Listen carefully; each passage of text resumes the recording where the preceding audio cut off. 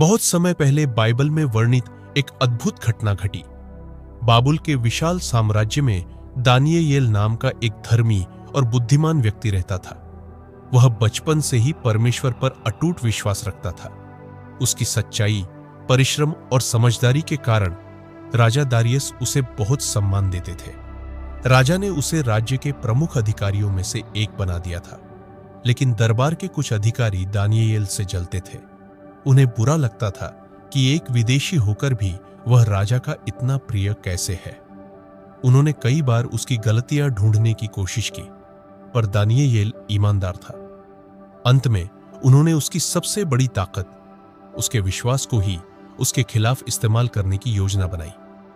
वे राजा के पास गए और बोले, हे महाराज, आपकी महिमा के सम्मान में एक आदेश जारी किया जाए कि अगले 30 दिनों तक कोई भी व्यक्ति आपके अलावा किसी देवता या मनुष्य से प्रार्थना न करे। जो अवज्ञा करे उसे शेरों की गुफा में डाल दिया जाए। राजा को यह प्रस्ताव अच्छा लगा और उन्होंने मुहर लगा दी।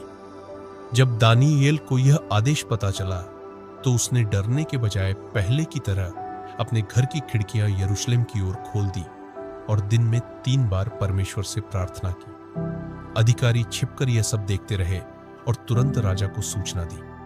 राजा बहुत दुखी हुआ। वह दानियेल से प्रेम करता था, पर कानून बदल नहीं सकता था। भारी मन से उसने कहा, जिस परमेश्वर की तू सेवा करता है वही तुझे बचाए। दानियेल को शेरों की गुफा में डाल दिया गया और प्रवेश द्वार पर पत्थर लुढ़का दिया गया। उस रात राजा सो नहीं सका। उसे चिंता सताती रही।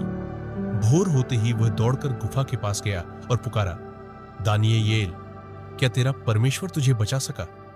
भीतर से शांत आवाज आई, राजन, परमेश्वर ने अपना दूत भेजकर शेरों के मुंह बंद कर दी। राजा अत्यंत प्रसन्न हुआ। दानियेल सुरक्षित बाहर निकाला गया। इस घटना के बाद राजा ने घोषणा की कि सब लोग दानियेल के परमेश्वर का आदर करें। यह कहानी हमें सिखाती है कि कठिन परिस्थितियों में भी विश्वास और साहस रखने वालों की रक्षा परमेश्वर स्वयं करता है।